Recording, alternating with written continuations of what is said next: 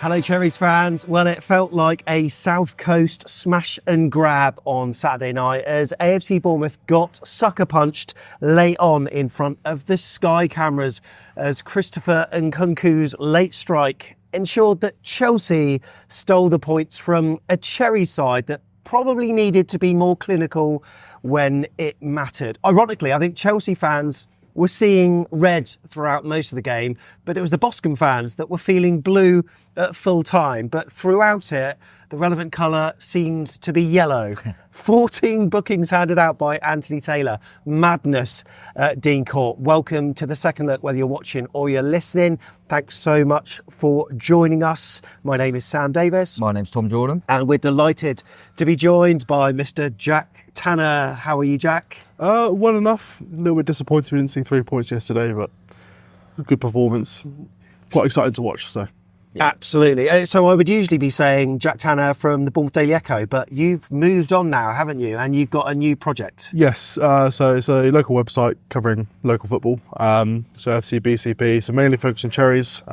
Fortunately, the clubs allow me to attend press conferences still and go to home matches, but when they're away, I potter about and go to local non-league teams, which is kind of where I got my start when I was like 15. So it's nice to go back to my roots. You know, the best thing about what you're doing now is the bit in the car after the press conference. Loads of people are commenting about your hair, which I love. Yeah, you get a lot about the hair there. Yeah, I grew it out for a while and then realised it was time for a haircut, and people love it, so I'm going to keep it. Yeah, Stick it. Exactly. Why not? Well, look, Tom, it's funny how football works, isn't it? Yeah. Because at Everton, we didn't deserve anything. No. And we came away with everything. And then the opposite on Saturday in a game where I thought we dominated, and whilst possession stats say that Chelsea had more of the ball, it was clear that we had the lion's share of good chances within the game. Yeah. We had the penalty, of course, which Evan Nilsson probably should have done better with, of course. I prefer it when we never got pens. Yeah, we know. You know what I mean? But no, I think, you bang on, mate. I think, yeah, like you say, with stats and stuff, you can see on the eye test, because the Everton game, I think we ended with better XG than them. And we know Everton were the better team for 85 minutes. But I just said to Jack, I think every game this season, the only game we've won was the only one we shouldn't have won. I think we probably earned the right to win all of the others. Even the cup game against West Ham, we were the better side. But I think everyone's in a decent mindset, because I think that's Newcastle and Chelsea at home now, that apart from clinicality in both boxes, two teams that are going to be going for European, if not Champions League football, and we're playing them off the park at times. So it's really impressive. It's just need a few to go in, and then we always seemed like, even though it never looked like they were going to score, there was something around the crowd. I thought they will if we don't score, and that's because I think the Everton game, we've got better subs than Everton. Yeah. Chelsea have got better subs than us. I think it's as simple as that. When it got the latter stages of the Everton game, we had better options than Everton. And when it got to the latter stage against Chelsea, they're bringing on Jadon Sancho and Nkunku. You know, we're bringing on people like Binnon and Scott, who are good footballers, but can't replicate what the players that they're coming on for. So. Yeah, I mean, Jack, you obviously sit in the press box, and seeing the start of this season compared to the last one, you can see that all players know exactly what they're doing. There's a proper identity now, isn't there? It's interesting because I asked Anthony a few times, both at the tail end of last season and the start of this season, and he's not too big a believer in taking momentum between campaigns, but he almost believes players reset, you have to start again. But clearly these players have got a bank of knowledge of how they want them to play. Speaking to the players, they definitely have confidence. And interestingly, when I do speak to players now, I can tell they're a little bit down that they're not getting the results. Like maybe a few seasons back, if you were narrowly losing to Chelsea, you wouldn't be too disappointed. But Adam Smith afterwards, I wouldn't say he was despondent, but A, he was frustrated about the refereeing. But B, there is that taste of disappointment that Cherries haven't got as many points as perhaps they've earned. Yeah. Yeah, to be disappointed that we've narrowly lost to Chelsea and drew with Newcastle shows where we're at, I think. Yeah. Because like Jack said, I think in the past we'd have gone, oh, that was good, that was decent. You know, it's a bonus to get anything off Chelsea anyway. Whereas now, I think we were saying at the preview, weren't we? I fancy us at home to Chelsea. We'll get something, definitely. So yeah, it's a good side. And mate, look, listen, we've won one game and we're still looking forward to the league table, aren't we? Yeah, absolutely, we are. So that brings us on nicely to showing it to people watching on YouTube. If you're listening, AFC Bournemouth are in 11th position. And look, if they want to stop the league table now, we're okay with that. Especially when I look at that bottom three. Oh, Wolves, Southampton and Everton. I mean, in the last 12 games between them, there's only been one draw, and that's Wolves. I think on the Sunday, Wolves were 1-0 up against Newcastle, but they had a second half collapse like they did against Chelsea. Yeah, they were cruising. I don't know what it was really. They made a few subs. Newcastle got back in the game. But no, I think we were just saying that as well. Newcastle with Eddie, because obviously it was the ex-Bournemouth manager derby, wasn't it? Of course, yeah. And I've watched, obviously they played us once. I've watched all of the Newcastle games. I think they've been on telly, virtually. They haven't played well in any of them. They're third. It's mad, isn't it? Whereas I think Eddie and Newcastle have played some really good football last season and weren't getting the results. Yeah. It's mad how it works sometimes, mate. Yeah, it absolutely is. So, yeah, it's a good vibe at Vitality Stadium at the moment. Not least helped by that win against Everton. But I was just thinking, Jack, like, this whole narrative with Bournemouth could be so different if that 9 minutes at Goodison Park didn't happen. Because we would have 3 points fewer, we'd only have 2 points on the table so far, and then another loss against Chelsea, and then we'd be looking at Liverpool thinking, my goodness, we need a result there, and then there would be some pressure games ahead. But thankfully we did get it. But yeah, I mean, what's your view on the start of the season? Like so far as a whole, do you think that Bournemouth are in a pretty good place in terms of the squad that we've got with the style of football that we've been playing? Has it been all right? Yeah, I think there should be positivity based on performances where we haven't got the results. But if you take that clinical streak you had at Everton and you can replicate that in other games, the two equal points. So I think there's definitely confidence there. And of course, there'd be credit in the bank for last season. But the performances so far, like looking on social media, normally at this stage, you kind of be seeing one or two a bit more critical, like much more reactionary. And we know like a few days later, people calm down. But normally at this stage, you'd have a bit more worries. But people seem confident in the side. So, like I say, obviously the side can score goals. They can create chances to score goals. They've proven that they can score goals when they really have to.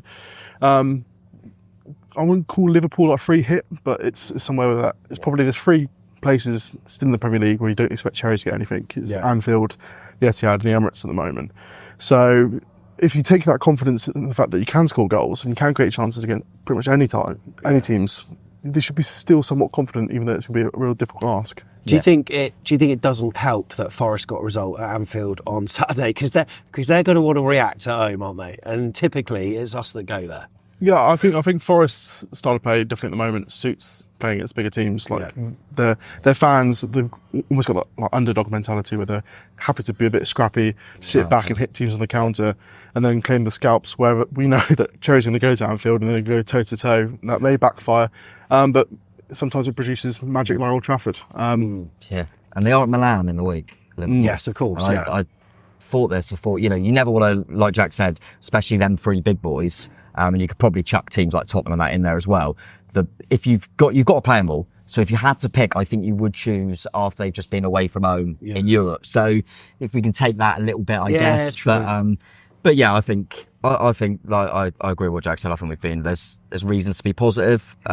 It's just he must be scratching his head a little bit that we scored 3 and created at least 5 big chances against Everton in a 10-minute period. Yeah. Yet we can't score when we're that dominant against Chelsea and that dominant against Newcastle, we only get 1. It must be a bit baffling because, then you do what we did against Everton in like 9 minutes or whatever. But it'll come. I think I'd be much more concerned if we weren't creating opportunities like we are. The goals will come. Do you sort of sense that compared to like previous seasons, say maybe under Eddie, like sometimes we would play Manchester City and we would like park the bus, but then they would just outdo us at the end, like when Raheem Sterling did it.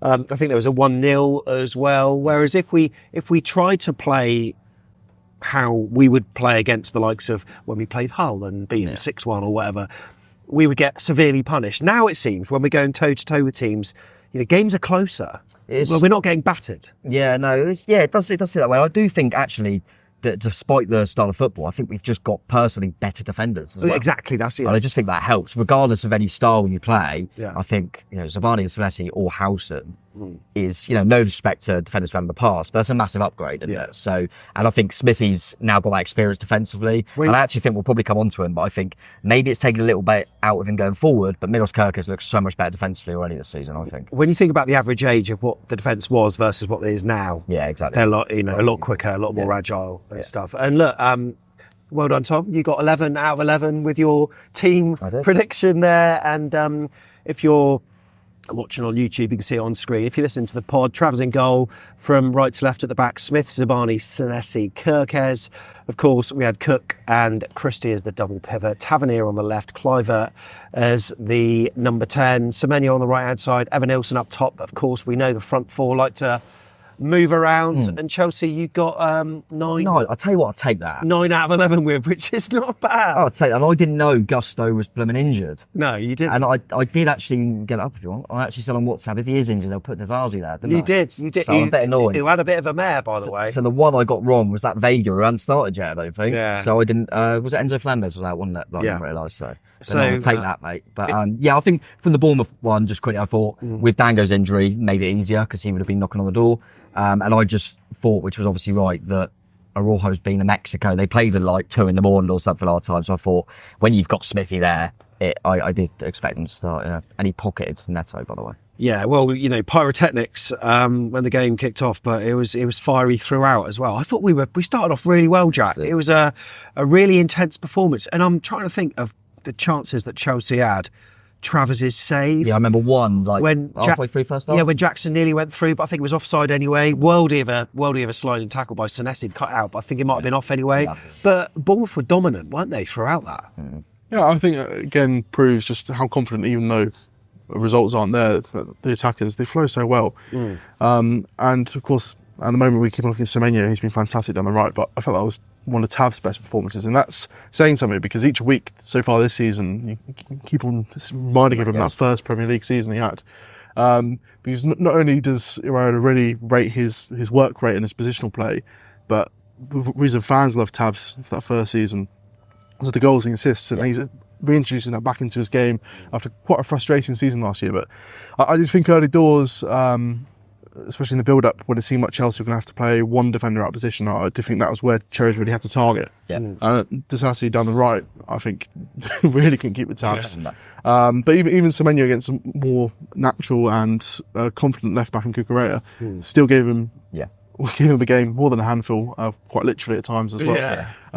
But yeah, like Clivert as well, like even Evan Nilsson obviously missed a penalty, but his movement, positions he takes up, it fills me with confidence going forward that as soon as the other players understand where he is, that's going to click really well. Yeah, I agree. And yeah, Tav, like you said, I think it was no kind of surprise that Tav's probably best performance of the season was when they had a makeshift right back, and we seemed to focus on that a lot. And I remember thinking first half, it's probably the first time this season I've seen us going more down that side than Semenyo's side. I mean, he was running onto his own flicks. Yeah, he was, yeah. And Semenyo was following Cucurella a lot. They were having a really good battle down there because Cucurella was inverting a lot. Yeah. And Semenyo was popping up in the middle of the park quite often, and then because they had Colwell at centre back, who's quite natural left side, they were kind of shifting it around like a horseshoe and stuff. So it was quite interesting. And I think the main one was old Cookie just literally stuck to Cole Palmer. Well, Jack, you tweeted and you said it seemed to be frequent communication between Cook, Senesi and Kirkes to make sure there's always a man on him, because he was redundant, I thought. Yeah, it was interesting because like early doors I thought it was very much man-to-man. Yeah. Picked out Semenyo on Cucurella and then Cook, but it'd be almost like halfway into in Cherry's own half, Cook would check over his shoulder, check where Milos was, check where Marcos was, and then make sure he knew where Cole Palmer was, and the three frequently discussing to pick him up. But yeah, I think the only reason we noticed Cole Palmer's on the pitch is when there's a yellow card being shown for someone getting near him. But yeah, you can't touch old Cole. Can't touch him, golden boy. Every tackle that was on him was a yellow. It was outrageous. But yeah, I thought they all quieted him really well, and obviously a lot later on in the game that I'm sure we'll come on to. But tactically good from Maresca moving him. He moved him from a wide position and just said to him float inside. And then he started getting on the ball a little bit more, which made sense. I thought it was the change I thought he should make, and I thought actually Maresca's changes in game, that's what Chelsea, from a Chelsea perspective, it did swing it a little bit, along with our subs, but I thought his changes were clever ones. So Tavernier hitting the bar, snapshot from Clivert after Evan Nilsson assisted him. Whether that was intentional or not, I don't know. And even Cookie was having a couple of shots. Christie maybe should have shot, and I couldn't tell what he was doing, but he sort of went in between it and then it just went out of play. But we were having a lot of the ball in some really dangerous areas, and then we got a pen after a very short back pass that Evan Nilsson managed to get a toe on. It was going wide anyway, and I don't think it would have reached the target even if it was, because it was just a little bit slow. But Jack, it's this whole double jeopardy rule, isn't it? So it's only a yellow, like never likely to be a red by the sounds of it. Yeah, I think it's weird. the way kind of referees and the laws allow goalkeepers to goalkeep, if that was any other player, probably is a red card. But just because of how goalkeepers are expected to spread themselves, for me, I think That's fair. it's fair. And interestingly, I did see the referee because when he sat in the press box, I was right behind it. He did wait to see where the ball was going before deciding to award the penalty. But it felt fairly clear cut and the booking. Interestingly, Adam Smith, he got booked during that incident for approaching from too far a distance. Apparently, the referee wasn't happy that he came from the other side of the pitch to come discuss with him, even though he is Cherries captain. He's captain, I think that's harsh. Adam Smith thought that was harsh as well. So, but it seems like some of the players might have asked for that to be a red, but I think nowadays, and just in general, he did try and play the ball, but as a goalkeeper, the way you try and play the ball is obviously different to a defender. Yeah, I don't think that's a red card. I think you've already got the penalty. Yeah. Like you say, goalkeepers can only do so much. They've got to spread themselves, otherwise it looks what's he doing. So I think that was I never thought it would be a red. That Smithy thing's outrageous, by the way. Well, I get like going around the referee if everyone went round, but I remember not so long ago when they said you need to let your captain go. I mean, exactly. So it doesn't matter how far away he is, surely. Yeah. I mean, he'd go, well, I'm a bloody right back. Where do you want me to be? Do you know what I mean? Yeah, that's harsh. Because I saw that off the game, I was like, for the first time, Smithy didn't actually commit a foul in the game. He still got booked. Yeah. But it sounds like Lewis Cook ran over to the dugout to confer on the penalty taker, and it was Clivert that picked the ball up, you noticed, Tom. But alas, I suppose testament to his character. I said this on the vlog, that he sort of wants, Evan Nilsson to try to get off the target. But in hindsight, you look back at it and think, maybe the person who scored a penalty so far this season, albeit pre-season, should have maybe taken. Yeah, I don't know. It doesn't jump them on me, but it doesn't seem like there's like a real cemented penalty taker. And it's kind of who's on the pitch, and you kind of, I think a lot more these days, it's kind of the coach kind of allows the players to get on with it when they're on the pitch and kind of sort it out between yourselves. You know what you're doing, you're not kids kind of thing. I kind of got it when they gave it to Evan Nilsson, and I don't know without doing loads of research or if anyone knows watching, listening. Evan Nilsson, how many penalties he taken? I don't know. He might have been the Porto penalty taker for all I know. Yeah. I don't know, but it's easy in hindsight to say I wish Clive had taken it. Apart from one friendly, I haven't really seen any of them take a penalty properly. So I was kind of like, well, I just trust them to do what they got to do. And frustrating, the penalty itself, I mean, it was not the best. I think it was quite telegraphed in a way, Jack, the way he sort of ran up to the ball like that.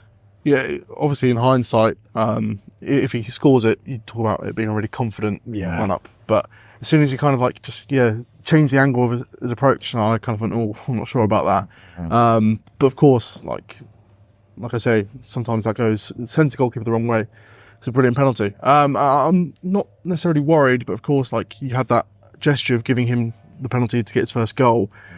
Potentially slightly worried that that little setback may impact him if he is desperate for that first goal. But still, there's only a handful of games in. I don't think we should be too worried about that goal drought, especially when, like what Anthony says, Evan Nilsson could go the entire season without scoring pretty much, as long as he's taking up the right positions, creating chances and helping the team score goals. It doesn't really matter who's putting them in the back of the net. And I think that very much is communicated to him as well. Like, interestingly, when he missed a penalty, sometimes you really see it on us like a striker, like the entire body language just drops, but he just... Yeah, he seemed alright, didn't he? He looked maybe with a bit of disbelief, but he certainly didn't look devastated that he missed, which is a good sign. Well, he had a chance just immediately after that. Well, just before half-time, I think he just snatched it and pulled it wide, but...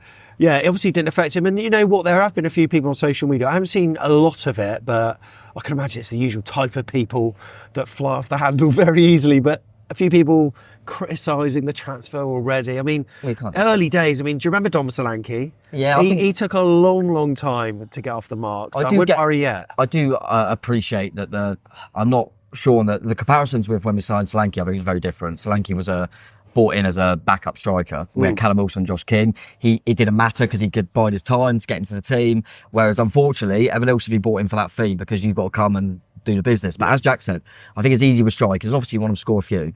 But where we've all been saying how the wider media say Solanke's had one good season. We know as Bournemouth fans, Solanke was brilliant the season before. He got about 4 goals. But we were all happy with Dom Solanke that season, weren't we? Because of how much he was doing off the ball, how much he was... I mean, Billin scored so many goals because of Solanke. So, if he only gets them in 5-6 goals this season, but Semenyo scored, Clivert scored, Tav scoring, and it's because of the impact he has, so I ain't got a problem with it. I do think he's... The profile of play, I'd be more worried if we'd signed a striker and I'd be thinking, I don't think they fit in with the way we play. Whereas I do think he does. We've all made the obviously the slightly kind of comparisons of why Kiefer Moore didn't work. Yeah. And it was purely because Kiefer Moore's not an Andoni Iraola type footballer. Yeah. You could probably say the same with Billing at the moment. Doesn't mean they're bad footballers. And what I like about Evan Nilsson is I think he suits us. And it'll come for him. And I like the fact that Unal's now back, which takes a little bit of pressure off him. You can rotate it a little bit more. The only little thing is that in the last 2 games, when we needed a goal, we've taken him off. That seems a little. I don't know if it's a shot. Do you know if he's fully fit? I think the message has been he's not ready to play 90 minutes. Okay, it'd be interesting to see. But for me, like, it's my little bugbear. Like, if you take a striker off, you have to replace him with strikers. Yeah. So when Jefferson's still here, like, they bring on Sinistero above Jefferson. I think it was the Newcastle game. I think they made the change, not like for like, and then he realises he has to bring Jefferson on. Same happened obviously yesterday, but I think that again would be related to now perhaps not being fit enough to do 20 minutes. And to be fair, when he brought City on up front against Everton, it did work. Because sometimes that because they never really, you don't know who's up front, do you? But no, I agree. I think now that we've got Unal, at least we can go like for like. And Unal's, we forget Unal's a decent player. We just haven't seen enough of him since he's come in. True. I did an opposition preview with Chelsea Fan TV, and also did one with Louis who used to be on 100% Chelsea, and Anthony Taylor was on the lips of Chelsea fans, and it was almost like he wanted to be recognised again by the Chelsea fans. I think 6 yellow cards in the first half. Although that was beaten on the Sunday by Jared Gillett. Well done. 7 in the afternoon. In the North London derby. But was there also one for one of the members of staff on the bench as well? Was it Andoni or was it Pablo? I believed it was Andoni. I think it was Andoni. I wasn't in the post-match press conference. I was in the mix zone speaking to Alan Smith, so I think get to double check. But I think Maresca's certainly got one as well. Yeah. Yes, I think both managers got one by the looks. Anthony, again, being in the press box, you do get quite a good view. And he knows himself that he can't do this. And the amount of times you see him go like this and he quickly tries to hide it. But I think at the moment, he obviously quite frustrated by the referees. Yeah. I do think with Anthony Taylor, there was a few, I think this is something that really annoyed Iraola, and he went on about in his presser afterwards, was that there was probably second yellows for a few players, but maybe it's really a leap to imply that Anthony Taylor's thinking about his reputation to Chelsea fans. But if he shows a red card, it's like Cucurella for like another soft foul, even though probably like a totting up process merited one, that obviously would get blown up and like really, really examined. But it wasn't a particularly nasty game either. I don't think it was. I'm not one of those, like, people say like multiple yellow cards ruin a game. If players are really crowding around the referee and really not showing enough respect and getting in the referee's ear, I do think that should be clamped down on. But again, I didn't really see that too much. It was the record, and so anyone that didn't watch the game could go, that must be a fair. It wasn't at all. It wasn't like a really bad tackle in the game. It was just like, it was strange. What is YouTube must know, what is the Anthony Taylor Chelsea thing? Well, there's obviously been some kind of. They were singing friction. it all game. Oh yeah, they were. They 4-letter jibes all over the place. But I didn't know what that's from. Is there a particular incident? Historically, well, I don't know, but the last time that he refereed Chelsea when we were playing, aside from the last game, was the last game of the season last time where Caicedo scored the lob. He was referee then. Chelsea fans were okay with that. So no, he had a weird game. I don't know what was going on. I mean, I shouted quite loudly at one point, and I was worried I was going to get booked. That's how. I mean, he was all over the place. But like I say, fortunately, it didn't probably impact the game that much, because we were saying like Cucurella totting up could have got a second yellow, but I would argue Lewis Cook as well made a few yellows. So 6 in the first half, 8 in the second. And I read this somewhere, Jack. I don't know if this is right or not. Chelsea and Bournemouth are to be fined 25 grand each for the unwanted Premier League record. Do you know if that's like, why is that? Is that just because it's a record? Usually, usually if both teams, even if one team got like a load of yellow cards, they will be fined for it. But especially when it's for dissent, which I imagine the majority of those bookings were for as well. Wow. But 14 feels low to be a record, but I think the record was 13. But again, like, I don't mind clamping down on it. Yeah.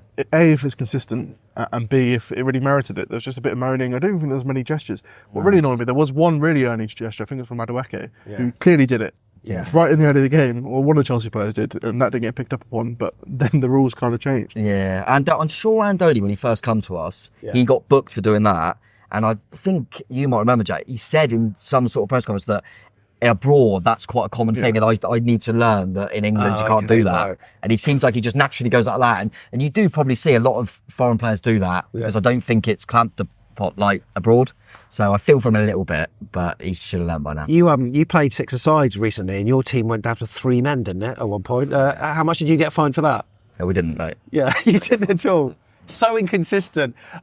Look, so in the second half, I thought I had a fear that we would do what Southampton would do and maybe concede early or whatever after missing the penalty. But look, we came out strong. Yeah, we did again. Cliver had a good run down the left-hand flank and shot. It was a good save by the keeper. We had a free kick that I would have sworn was going to be a direct free kick, but they played it to the side and a shot just over the bar. We were creating chances. Yep. And again, what Chelsea was doing wasn't having much effect. But then some substitutions started to happen as the game wore on, and arguably those substitutions changed the game somewhat. Like they did against Everton, but it just went the other way this time. If you're looking on YouTube, you can see the match timeline. So for Chelsea, João Felix for Madueke, and also the guy that was having a terrible time right back. Yeah, he got substituted as well. Tosin came on,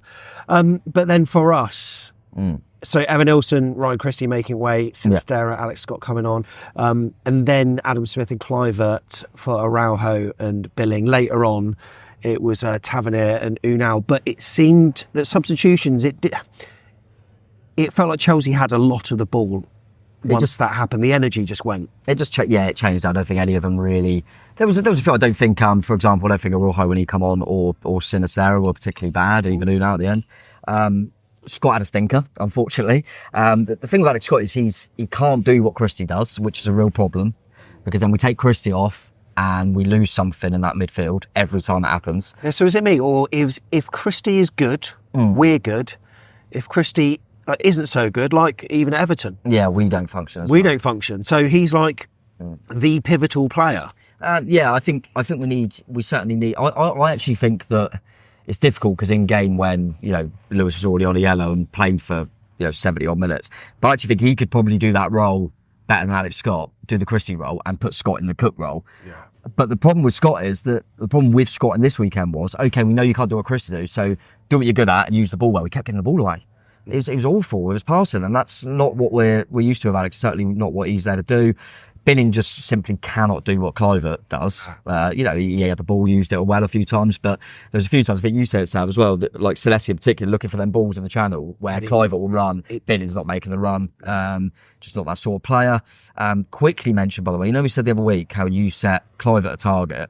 Yeah. Of making the Dutch squad, and he made the squad, and I said, well done. Yeah. Your target was you said in the preview, for this game, Christie's going to score, and he hit the post. Yeah, I know. I thought, when you called that, when he hit that shot, I thought, if Sam's called this, that's unreal, and unfortunately he got a touch though, didn't he? Yeah, because he got a corner. But yeah, I don't know what you think, Jack. I just thought that my only concern at the moment, like you say, we're playing really well, an injury to Cook or Christie, we're in trouble. Yeah. Because we haven't got anyone that can do it. Especially Christie. Do you remember Forest's first game of the season? We started Scott and Cook. Yeah. And we weren't good until Christie come on. Yeah. It's really interesting how important midfield is, considering, like, in the ideal world, it probably gets bypassed. Go wide. Go wide. Yeah. So direct. But it's just really the industry. I think that's kind of exemplified by the fact last season, Cook and Christie didn't score any goals. Probably got 1 or 2 assists between them, off the top of my head.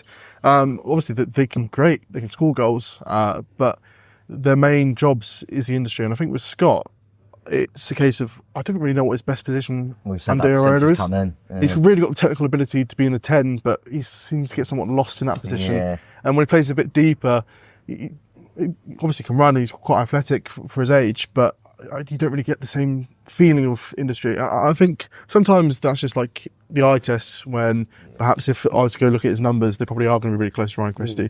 But sometimes you can just tell when a player has it to do that sort of role. Yeah. And the same with Billing. I think he gets let down. If he comes on like for like, and he's the only sub, usually he performs a lot better when the rest of the team is still in the same shape. But like I said, going back to that bugbear, you take your striker off, you lose a bit of that focal point. Yeah, true. It all gets a bit muddy. Yeah. And then you have to wait until Unal comes on, and you've kind of lost momentum. I think the real difficulty is because of how much work, especially the wingers have to do, how much running they have to do, you do have to change them at some point. Yeah. But you have to change them in the sense that you time when their energy, you get the most out of them, and their energy levels and the team's performance levels are still quite high. But it still takes even though you get fresh legs on, perhaps sometimes the fresh legs come a little bit too late because the rest of the team's performances dropped a little.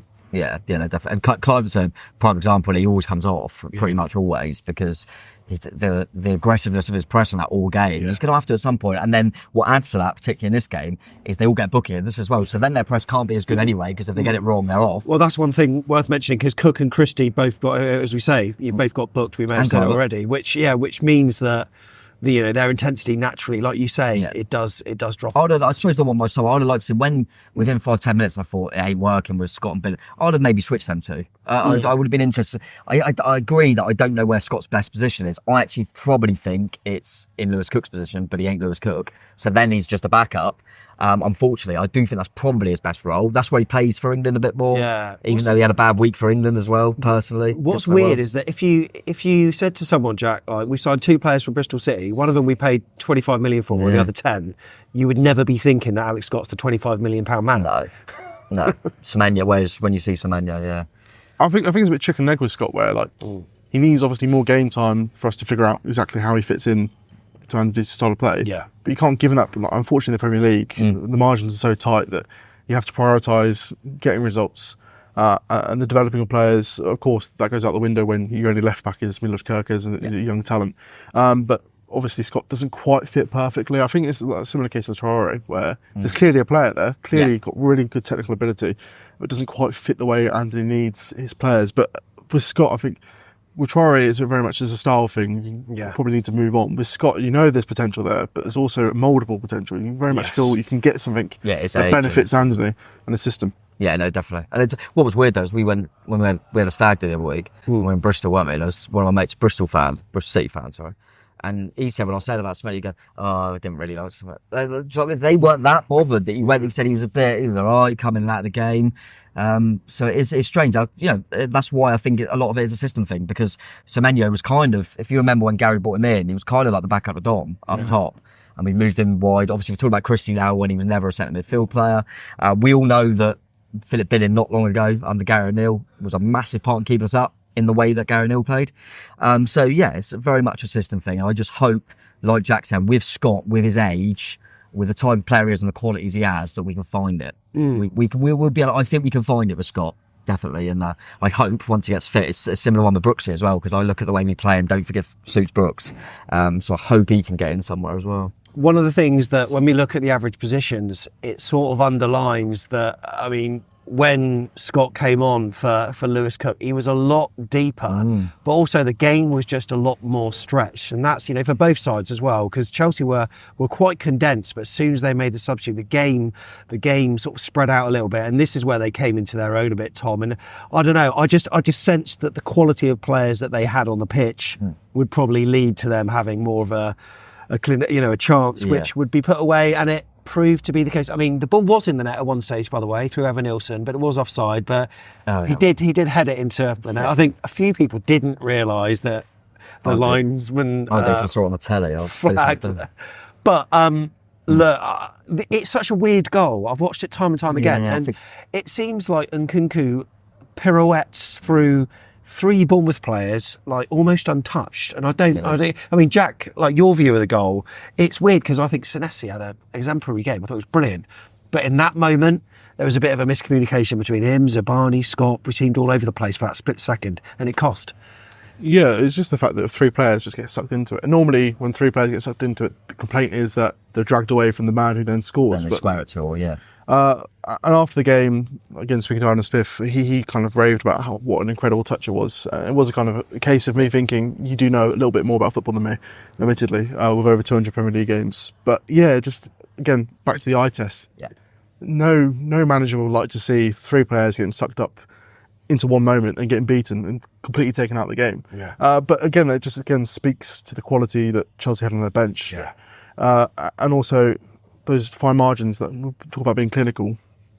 Chelsea had that one click-up moment, it put really a half chance compared to what Cherries generated. Cherries missed a penalty, Chelsea create something out of nothing and win the game. Yeah. I think it's one of them things. I think as a Bournemouth fan and the ones that concede the goal. You're going to look at defensively. I bet there's no Chelsea fans thinking, "Oh, Bournemouth caught that up at the end." Yeah. I think they're all saying that was brilliant from Nkunku. And I do think it was better than you realise. I do think he done really well. As much as the defenders will wish they could have done things differently now in hindsight, but it was a very well taken goal. And as I said earlier on, I just think that Everton game we had better subs than them in this. And I said it, we were on top all game. When it got to about 70 minutes, I suddenly changed my head to I'll take a draw. Yeah, and you were crying out for Dango, weren't you? Obviously, he could be involved. But always loved him. Yeah, but you know what? We miss him. Yeah, we missed him. We really did miss him. Yeah, just because of the profile player he is and the energy he gives you, and down that left side. And I think now, this is nothing against Billing, by the way. I think that when Clive had to come off, I think he would have put Tav into the 10 and put Dango on if Dango was available. Because of his liveliness and it helps as well with Kirkes because he's now playing a left back, so they can kind of combine a little bit more. It's a shame he was obviously. I'm hoping he's like. You haven't heard how long he's out for anything, Jack? Doesn't sound like it was too serious. Oh yeah, I'm not sure. The way Anthony kind of discussed it, he said it was like the last one he had, which was at Spurs away, New Year, right before AFCON. But he rushed back to play pretty quickly for his country, so probably only a few weeks. And luckily, it's like he's not like he's Cherries only fit left back like he was last season. Yeah. But I think, especially with Dango, I think it's the same with Cine. I really think they're such great impact players off the bench. Yeah. Sometimes I think like if they start, you don't get as much. Yeah. And it's really difficult to manage not just the squad, but their expectations. Of course, if you play well one weekend, you want to be starting the next kind of thing. Yeah. And you never want to be typecast as like that super sub, but both of them off the bench, not just because of their pace, but their ability as well. And I think that one thing that's really impressed me this season is Dongo's decision making is 10 times better. Yeah. He always had the energy, the power, the pace, and then he'd fluff his lines. Yeah. And now we saw against that, the balls in the box and that are brilliant. But yeah, Jack's right. I think there's 2 games this season where they weren't very good. And there was the 2 games they started against West Ham and Forest. Cine and Dango were rubbish. Yeah. All the other games they come on as subs, and they were brilliant. And like you said, they're going to end up. But I think from Andoni's point of view, he's going to go, I can only go off the evidence. You're not doing it when you start. They will get chances to start games. So, they've just got to prove it. But good options to have, definitely. And I think we're right in them sort of areas. We've got pace. We've got the thing with Dango and Cine is I believe they can offer kind of what the players they're coming on for have done. The Warriors centrally, I don't think we've got like for likes, and I haven't seen enough of Adams to know what he will bring us, to be honest with you. Because at the moment, the only like for like he is Ryan Fredericks. Yeah. To do with him getting fit. You texted me at 9:27 this morning, saw your name pop up. I was thinking, he's pulled out the second look. No, it's fine. But he said, weirdly feel fine about the game. Love the way we play. Just haven't got the quality in front of goal like they have. And that seems to be the mood amongst many supporters that, you know what, it's so disappointing. Of course it is, but there's a pride that, sort of supersedes the disappointment from the loss in that the way we played was actually really good against a team that will be challenging for the top 6, if not higher. Yeah, and Newcastle's the same, mate. No, Newcastle will be doing the same. I mean, Newcastle are the only game they ever won this season was against us, and they should have lost it. So yeah, I think you can see that in watching the North London derby this weekend and Arsenal Tottenham. There's nothing really in it. One team's going for a title and Tottenham aren't. But there's not really anything in it. Obviously, Arsenal had a few players out. Yeah. The difference was in front of goal. They took the chance. Tottenham didn't take any chances. Yeah. And they've got a player that scored 20 goals for us. Yeah. So, even with a goal scorer, and Son's a goal scorer, it happens. But yeah, to be going toe-to-toe with teams like, Newcastle and Chelsea, I'm well happy with that, mate. And as I say, I think worst case, I think we come middle diddle-ish. And that's fine by me. You made some observations on the fan cams about some players that were, around the pitch and some players that went straight off down the tunnel. Did you notice any players go straight off down the tunnel, Jack, or were your attentions elsewhere? No, I'm always in my own little world. So I'm pretty bad at spotting things like that. I've seen a few things about Philip Billing, but he's just such an enigma that I think he could do anything. I wouldn't read too much into it. Yeah. I remember Palace away last year, I spoke to him. The only reason he stopped to speak to me is because he said no 5 weeks in a row and he felt bad. That would not come from any player. And midway through he went, I don't mind not playing. I kind of appreciate the break. And I don't think he was joking. But even in that same interview, he then went on a big rant about how good Alex Scott was, for example. Yeah. So it's not like he doesn't care. He's just an individual. He's his own person. And for example, I know he's been linked with moves away, but especially when they're in the Championship, he didn't want to go back to the Premier League to get back into another relegation battle. Yeah. He's very clear. So I think he's happy he might not be happy he's not playing all the time, but you can't really read him to kind of know what he's kind of feeling. So yeah, even if he did leave the pitch quite quickly, I wouldn't read too much into it. He's just such an enigma. That's just the word. Yeah, I think that's, I mean, obviously, like I say, that's why we do fan cams and we do this, mate. Obviously, I think when you've just watched it and you're all clapping players and Christie's come off the bench to go and give a massive lap of honour and Billing's already in the shower, you get a little bit agitated because it's not like Billing come on and was brilliant. But yeah, and he didn't. I know that Billing sometimes he suffered from his pedestrian style a little bit. Fans have maybe given him a bit, but there was none in that game. It felt weird that he would do that. But there could be reasons beyond what we know. As Jack said, I think we've got to appreciate sometimes that people are different. They're people and they're different. Milos Kerkez, for example, had a spell where you think, what's he doing on Instagram? It doesn't mean they're thinking, they're probably not overly thinking about it. They're just different people. Yeah. And Billing's just that sort of, it's not like, to be fair to him, it's not like when he was scoring, we were playing well, he was coming over to the fans and fist pumping. Yeah. So yeah, probably shouldn't read too much into it. I think just in the moment, I was annoyed that, of course it's Billing walking down the tunnel. Yeah. Do you know what I mean? I felt a little bit like that. But at the moment, I don't know. Jack's probably right. Jack knows more than me. It feels like a player that's thinking, well, I didn't get my move. And that's probably not the case. I'm just saying what it looks like sometimes. Yeah. Because I just think, surely, when you're Billing, and you were one of our main men not long ago, surely you're desperate. Yeah. Because I even thought when, we were saying it when, in pre-season and stuff, and obviously he's gone now, but Jane Antley looked like a player that was like, I need to prove a point. When he was we went to that open training session, he's doing that all the time. And I've never seen that from Billing. And you look at Dango now, it's like, I really want to prove a point. And I just wish you saw a little bit of that from Billing at times, but as you're saying, mate, he's just not that sort of person, maybe. So, Jack, it always interests me, when you do all your post-match stuff, do you feel as though your tone needs to change when it's a defeat like that? Are you more softly with your questioning, or are you going straight in? I felt with Andoni, it's fine. I've had a few spiky moments, Gary O'Neill. Speak about Everton throwing away 2-0 leads back-to-back games. When Cherries did that away at Leeds, Gary was understandably a bit annoyed when I pointed that out to him. So there's been a few times with previous managers where I've learned to be a bit more careful. But with Andoni, he's just really not that he doesn't care, but he understands what it's about, kind of thing. He doesn't really get frustrated. And sometimes, weirdly enough, like the Everton game, I wasn't there. Being sat at home, I was pleased to see the goals go in. I was like, wow, but I didn't get the same sort of buzz that I would if I was there. Yeah. But win or lose, I'm not a Cherries fan until I started reporting on them. Yeah. It does kind of not ruin my weekend if they lose, but I feel it in the same sort of way the managers do. I think it's just a natural sort of reaction. Yeah. And the media staff will be feeling like that, and the players. But it does feel like sometimes it's just a mirror between me and the head coach and how we're feeling. So that probably does naturally impact how I ask my questions. There's a great article on your website. Check out the links in the description on YouTube, and we'll pop it in the podcast description as well. It is fc-bcp.com. What it's like to attend an Andoni Iraola press conference. Now, we now get the fortune of seeing parts of it live on AFCB TV and on YouTube, and he comes across just the nicest guy. And what I was going to say is really smiley. And Jack kind of alluded to it there when he was saying, when you talked to him, I always feel like whatever the result, he's the same. Yeah. He comes across exactly the same in the way he is. Even if, he questions a few decisions or blah, blah, he's still pretty much the same, and that must be good for the group as well. Yeah, he's very, we always had it with Eddie, didn't we? It's very nice to have a head coach that you're kind of proud to have as your head coach, and maybe we didn't all the time, but at least Scott Parker won at Ellen Road, by the way. Do you feel like, that time before the Burnley match last season, which was that sliding doors moment where, Phil Billing ironically scored that 40-yard wonder goal, and had that not gone in, you sort of wonder about the future of Andoni, although Bill Foley has come out and said, I'd have stuck by him regardless. But did you sense some tension from Andoni then when you were in your pressers? A little bit, because it's only natural. And again, that natural reaction of when you're losing, you're not going to be happy.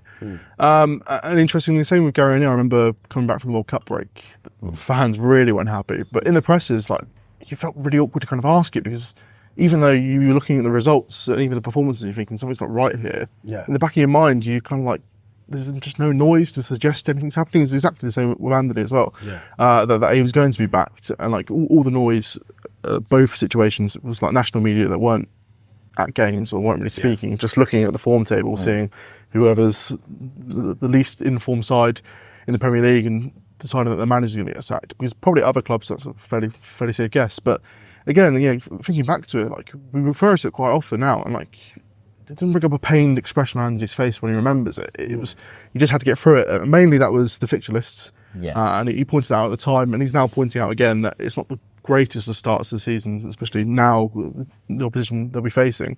But it was just kind of, it was just a fact of life that at the time, Cherries are losing games, you probably expected them to lose. Drawing the games, you expected them to win. And that little change happened, and it was fine. And then they went on a run when Cherries are winning games, you probably expected them not to. There's just such a level-headedness about not just Andoni, but I guess that then seeps down to the players as well.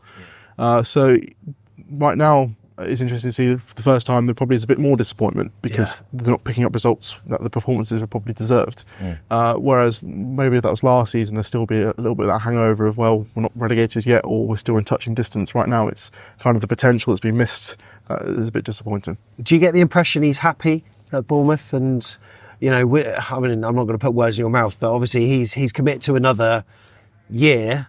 I mean, we would love him for another year after that, and after that, and after that, and after that as well. But we know what his previous has been like in terms of having short contracts. But do you sense he's, very satisfied with being caught on the project that he's involved with? Yes, and even if only from interactions and press conferences, like, he's a lot more open. Not sure if it's because he's recognised that we're not out to get him, but he's always been so open in the press, both in Spain and here.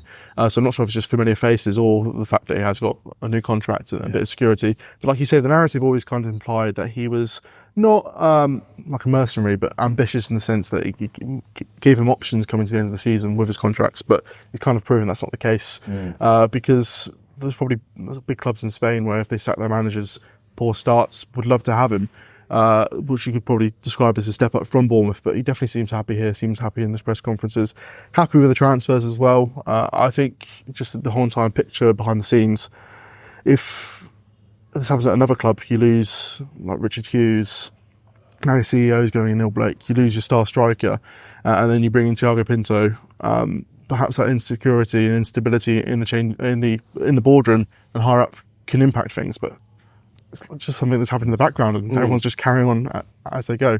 And Andoni's message on that has been, life continues. Doesn't matter who leaves, who stays. You just got to carry on trying to improve every day. Oh, that's a good point. You think of all the, like Chats mentioned then, star striker, CEO, all these things that have happened. No one's talking about it, are they? And that's because of the way we play. Everything's going well. So we like a few more points from the performances, but I'd be more concerned if the performances weren't there, and if I'd seen another performance like the Everton game. I thought, God, that one off. Whereas the one off, bad performance, ended in 3 points. That's football, mate. And hopefully we can just get everyone. I just don't. It's just them injuries I'm concerned about. We always get a few, and if we have them in the wrong areas, that's where I'm worried. Do you know if Adams is close? Not as close as like Unai and Brooks were, but they're always kind of described in the same sort of trio. But again, I think Cherries are being overly cautious again now. But for Adams, I think he fits very much my idea of an Iraola midfielder in terms of he probably hasn't got the passing range of even like Lewis Cook and Ryan Christie, but like the work rate and his ability to get stuck into tackles, I think that's going to be a big boost, even if it is just like 60 minutes. Christie or Cook's on the booking, you can bring Adams on, even like starting games as well. But I think the number one thing, just like what I'm hearing about him, is his mentality. I think he did an interview where he was kind of not like shocked, but he said when Iraola first came in, the mentality still was getting to 40 points, staying up. Whereas now I can very much sense that everyone's got the same shared mentality of looking up the table rather than below the table, or setting points targets and kind of putting. I think when you say 40 points, avoid a relegation battle, sometimes that puts a limit on a squad. If that's all you're aiming for, because you get to it, maybe with 10 games to go, and then you saw that, didn't we, before? You kind of tell off because you've done your job, and that's understandable. That's human, isn't it? Like you've done it, and then it's kind of like a relief. So I much prefer that, and I mean, we're not going to be in the bottom 3. No, we're not going to be in the bottom 3. No. I can't even. Honestly, I mean, it must hurt the Southampton fans' necks looking up at us. Jesus, but they're doing well. But the big question from reading your article, Jack, is: do you think he knows your name? Yes, I've had it confirmed. Like I said, it was really awkward. Like they called a press conference for him just to speak to media. No one like got up to shake his hand or anything. So I'm quite awkward. So I wasn't gonna like buck the trend. I was gonna do what everyone else did. But yeah, I have had it confirmed that he does recognise. He should do, because like I said in the article, it's a very like familiar faces. It's very much us. Like me, someone from the Echo, freelancer, someone from Solent, and like 2 people for Sky and Premier League Productions. So like, there's not many faces and names to recognise. But I always got the impression that he knew my name, but I was just slightly worried that he thought I was rude for not introducing myself. So I'm glad that it's not the case. Well, I mean, we don't get to go to the press conferences. We were at Everton, weren't we? Yeah, true. We were at Everton, mate. I think we should have a little. I want Andoni to know my name. Yeah, well, you know what? When we were at that open training session, he came up to the group of us and he said, Tom's good, isn't he? Tommy Elphick, yeah. He was talking about Tommy Elphick, who was filling in a right back. But for a minute I thought, oh my God, he knows your name. Yeah, Tommy. That's impressive. That was one of my favourite things about the whole America trip, was us having injuries at right back. Semenyo's playing left wing at 11v11 and Tommy Elphick's running after. Yeah. He was fuming. Sean Cooper was in the middle, just spraying past. He was doing well. The local media landscape is changing, Jack. I mean, you're obviously not at the Echo anymore, and doing your own thing on the website. Tom's not at the Echo. Your Dorset Live aren't covering AFCB at the moment. I mean, it seems like there's not as many people covering the club anymore. Is it? Why do you think that is? I don't understand it. Even like from a national perspective, like you hear quite a few times about like people like fawning over Iraola's tactics, and like you'll have someone come down, cover it, but how exciting the football is. But even from a national perspective, there doesn't seem to be much interest in Bournemouth. But yeah, locally I can't say too much, but of course I've left the Echo, Tom's left the Echo, even the Dorset Echo not covering Bournemouth, they've lost their long-serving sports reporter as well, which kind of indicates what's happened there. But yeah, it's frustrating, like the Athletic full coverage, Dorset Live shortly after. So apparently there isn't much of an audience, which doesn't really make sense to me, because interacting with people, stuff you guys do, clearly people love the Cherries. And it's hopefully, like I say, national media sort of takes notice of that. But in the meantime, happy to kind of plod along doing my thing. Yeah, well, this is where you need to check out his website. As we said, fc-bcp.com. Check it out, because there are regular articles on there, and they are really, really good. Sort of behind-the-scenes stuff as well. I really enjoyed that one about the press conference stuff. I'm always into that kind of stuff. But yeah, loads on there for you to feast your eyes on. Jack, it's been amazing. A pleasure to have you on again. It's been really good. Thank you so much for coming on. No, thank you for having me. I enjoy it every time. Good stuff. And Tom? Always good to see you. And next up, only the small matter of yet another trip to Merseyside. Same pub. I'll tell you what, I said to you, didn't I, the other week before the last game, so I thought we're going to get something at Anfield. Do you reckon? Yeah. Do you still think that? Yeah. Even after Forest got something? Might not win it, but we'll get something at Anfield, yeah. There you go. That's what Tom said. We'll have a preview later on in the week to see whether Tom is stuck to that opinion. But for now, however you've been consuming this, whether it's been via the audio pod or via YouTube, up the Cherries. Up Cherries. Cheers.